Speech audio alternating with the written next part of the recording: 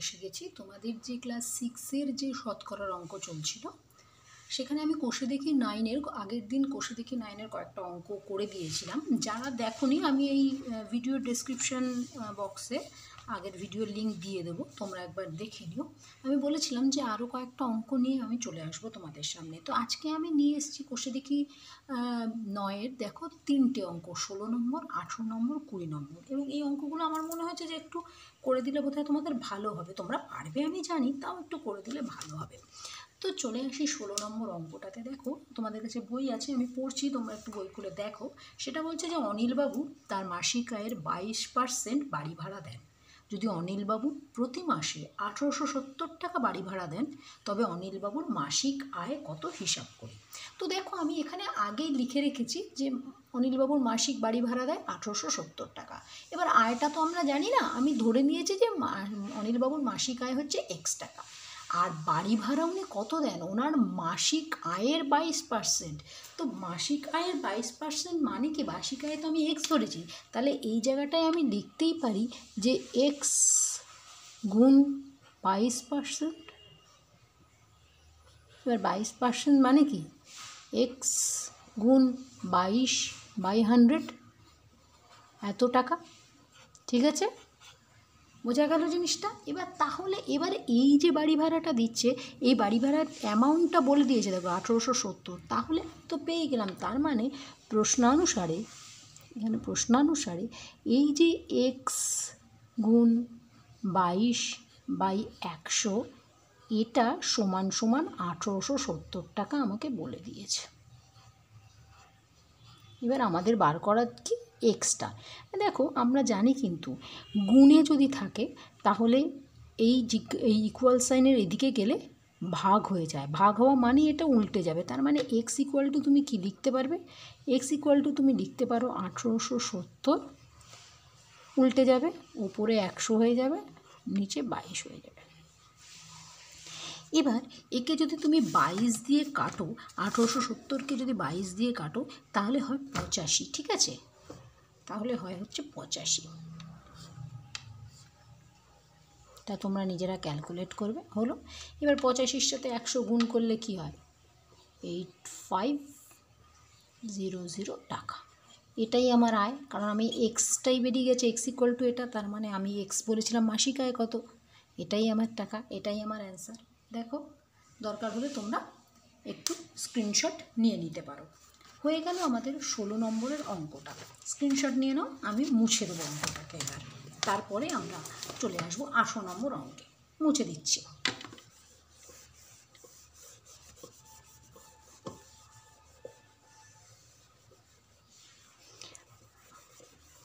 চলো এবার 18 নম্বরের অঙ্কটা আমাদের একটু পড়ে নিতে হবে। এটা হচ্ছে 18 হবে।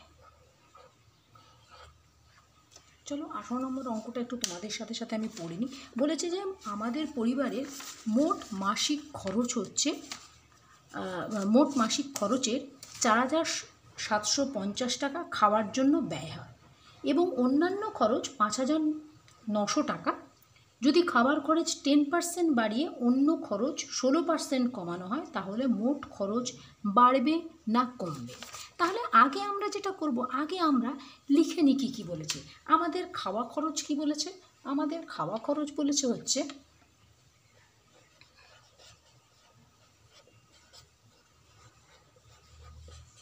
খাওয়া খরচ কত বলেছে দেখো, 4750, লিখে ফেলি।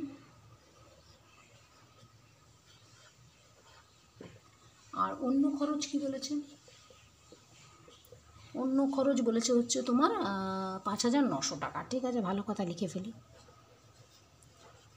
তাহলে আমাদের সংসারে মোট খরচ কত হয় আগে বার করে নিই, মোট খরচ। ঠিক আছে, 4750 প্লাস 5900 টাকা। এটা যদি করি, এটা যোগ করে আমাদের কত হচ্ছে, 4500 করলে হয় আমাদের 10,650 টাকা। হয় কত, 10,650। এটা আমাদের খরচ হয়, এখন হয়। ঠিক আছে, এটা মোট খরচ হয়। ঠিক আছে, এটা আমাদের মোট খরচ হয়। এইবার বলেছে যে আমাদের যে খাওয়া খরচ সেটা 10% বাড়িয়েছে, তাহলে খাওয়া খরচ মানে এইটা এটাকে বাড়িয়েছে কত 10%, তাই তো? তাহলে 10% বাড়লে কত বাড়ে? তাহলে খাওয়া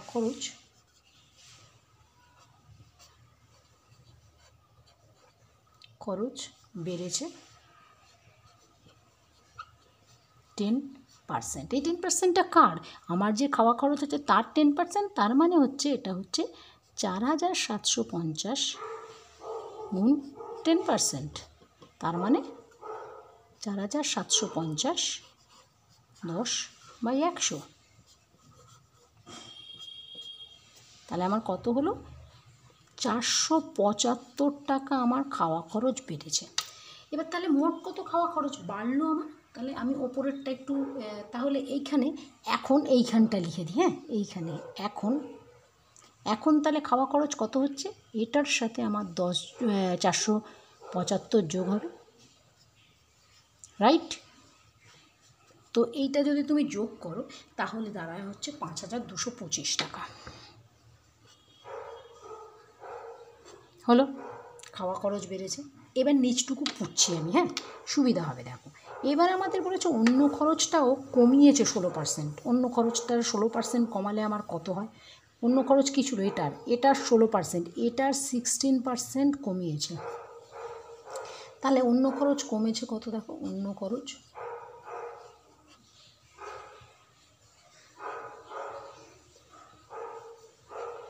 কমেছে কত? 5900 গুণ 16/, একবারে লিখে দিচ্ছি আমি, 16/100। ঠিক আছে, এটা কাটলে এই হয়, এটা হয়। তার মানে এটা যদি 5000 একে 16 দিয়ে গুণ করো, মানে 59কে 16 দিয়ে গুণ করো, তাহলে হয় হচ্ছে 944 টাকা। এটা কি হয়েছে? এটা কমেছে। তাহলে আমার এখন অন্য খরচ কি হবে? এটার থেকে বিয়োগ হবে, তাই তো? এখন আমি এটার মধ্যে করে দিচ্ছি, তোমাদের বুঝতে সুবিধা হবে। তাহলে এখন তোমার অন্য খরচ কি হবে? এইটা মাইনাস 944। তার মানে তোমার কত টাকা হচ্ছে? এটার থেকে যদি তুমি 944 বাদ দাও তাহলে হয় হচ্ছে 49, 59, হ্যাঁ 56। ঠিক আছে, এটা বিয়োগ দিলে এটা হয়। তাহলে আমার এখন কিন্তু এইগুলো খরচ, দেখো এটা আর এটা। তাহলে এবার আমি নিচে, তাহলে এখন আমার মোট খরচ কত বার করি? এটা আমার আগের খরচ ছিল, আগের লিখে রাখি, আগের। আর এখন তাহলে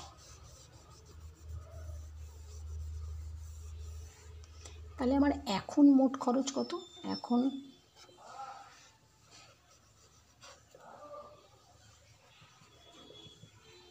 খাওয়া খরচ হচ্ছে 5225, আর অন্য খরচ হচ্ছে 4956।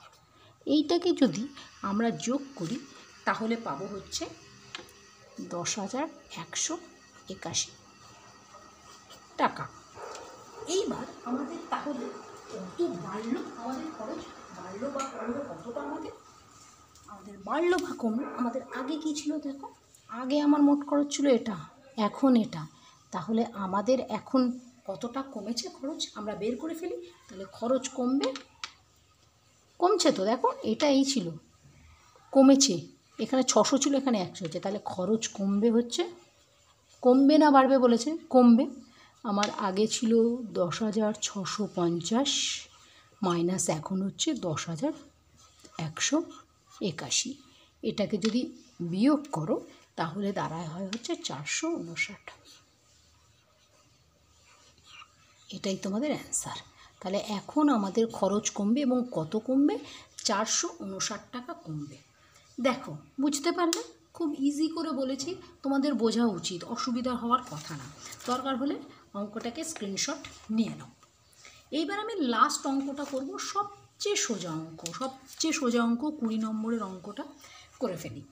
মুছে ফেলছি, স্ক্রিনশট নিয়ে নাও পটাপট।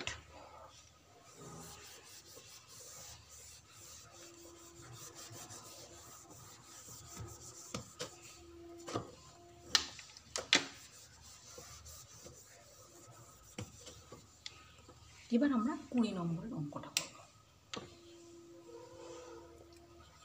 20 নম্বরের অঙ্ক অঙ্কটা কি বলেছে একটু পড়ে ফেলি। বলছে ফসল ওঠার মুখে ধানের দাম ছিল কুইন্টাল প্রতি 1080 টাকা। বর্ষাকালে ধানের দাম 15% বৃদ্ধি পেয়েছে। ফসল ওঠার মুখে কৃষক যদি 12 কুইন্টাল ধান বিক্রি করে তাহলে এখন মানে বর্ষাকালে সেই পরিমাণ ধান বিক্রি করলে কত টাকা বেশি পেত। বাহ, খুব সোজা। তাহলে দাম কত ছিল, আগে দাম কত ছিল, এখানেও আগে দাম ছিল হচ্ছে কত বলেছে দেখো, 1080 টাকা। এটা কিন্তু পার কুইন্টাল, 1080 পার কুইন্টাল মানে 1 কুইন্টালের দাম, ঠিক আছে।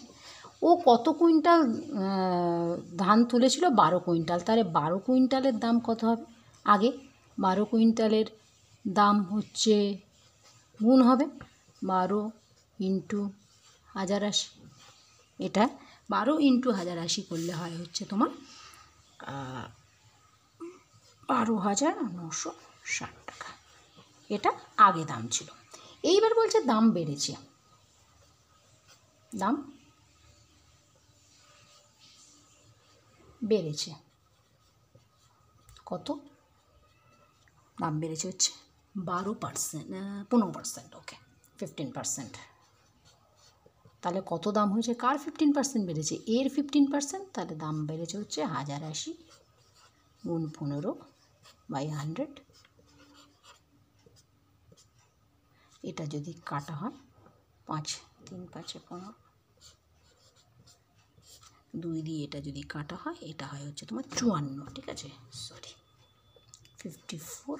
তার মানে এটা দাঁড়াচ্ছে হচ্ছে তোমার 162 টাকা। এটার দাম বেড়েছে। তাহলে মোট দাম এখন কত দাঁড়ালো, 162। তার মানে এখন দামটা কী ছিল, তাহলে এইখানে আমি করে দিই। তাহলে এখন তাহলে দামটা কী হবে, এখন এর সাথে বাড়বে, যোগ হবে 162 যোগ 162। তাহলে এটা যদি 162 যোগ করা হয় তাহলে এটার দাম হয় হচ্ছে 1242, ঠিক আছে। তাহলে এবারে এখন 12 কুইন্টালের দাম কত হবে, আমি এটা রেখে দিচ্ছি কারণ কত বাড়বে বা কমবে আমাদের দেখাতে হবে। তো তাহলে এখন দাম বাড়ার পরে 12 কুইন্টালের দাম হচ্ছে 1242 গুণ 12, 1242 গুণ 12 যদি করা হয় তাহলে দাম হয় হচ্ছে তোমার 14,904 টাকা, ঠিক আছে, 14,904 টাকা হয়।